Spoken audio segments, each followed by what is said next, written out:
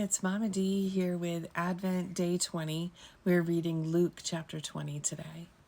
It says, "One day as Jesus was teaching the people and preaching the good news in the temple, the leading priests, the teachers of religious law, and the elders came up to him. They demanded, 'By what authority are you doing all these things? Who gave you the right?' 'Let me ask you a question first,' he replied. 'Did John's authority to baptize come from heaven, or was it merely human?' They talked it over amongst themselves. 'If we say it was from heaven, he will ask why we didn't believe John. But if we say it was merely human, the people will stone us because they're convinced John was a prophet.' So they finally replied that they didn't know. And Jesus responded, 'Then I won't tell you by what authority I do these things.' Now Jesus turned to the people again and told them this story. A man planted a vineyard and leased it to tenant farmers and moved to another country to live for several years. At the time of the grape harvest, he sent one of his servants to collect his share of the crop. But the farmers attacked the servant, beat him up, and sent him back empty-handed. So the owner sent another servant. But they also insulted him, beat him up, and sent him away empty-handed. A third man was sent, and they wounded him and chased him away. 'What will I do?' the owner asked himself. 'I know, I'll send my cherished son. Surely they will respect him.' But when the tenant farmers saw his son, they said to each other, 'Here comes the heir to this estate. Let's kill him and get the estate for ourselves.' So they dragged him out of the vineyard and murdered him. What do you suppose the owner of the vineyard will do to them?" Jesus asked. "I'll tell you. He will come and kill those farmers and lease the vineyard to others." "How terrible that such a thing could ever happen," his listeners protested.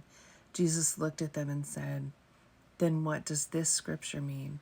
The stone that the builders rejected has now become the cornerstone.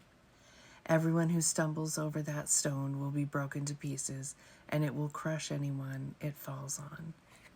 The teachers of religious law and the leading priests wanted to arrest Jesus immediately because they realized he was telling the story against them. They were the wicked farmers, but they were afraid of the people's reaction.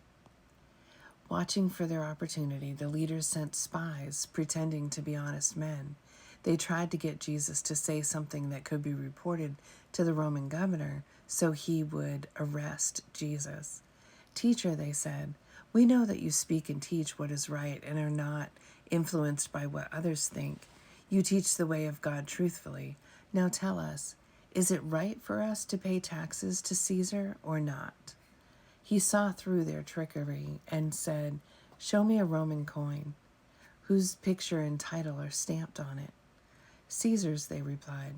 "Well then," he said, "give to Caesar what belongs to Caesar, and give to God what belongs to God." So they failed to trap him by what he said in front of the people. Instead, they were amazed by his answer, and they became silent.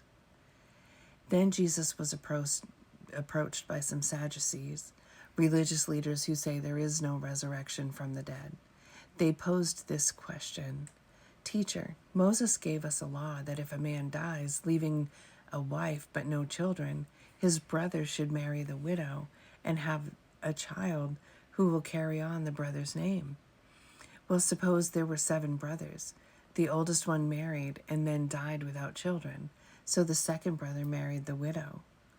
But he also died. Then the third brother married her. This continued with all 7 of them who died without children.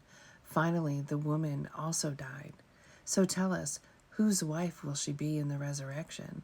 For all 7 were married to her." Jesus replied, "Marriage is for people here on earth.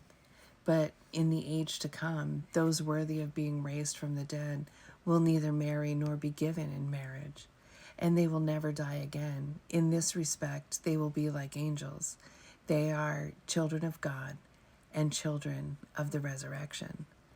But now, as to whether the dead will be raised, even Moses proved this when he wrote about the burning bush. Long after Abraham, Isaac, and Jacob had died, he referred to the Lord as the God of Abraham, the God of Isaac, and the God of Jacob. So he is the God of the living, not the dead, for they are all alive to him. Well said, teacher, remarked some of the teachers of religious law who were standing there, and then no one dared ask him any more questions.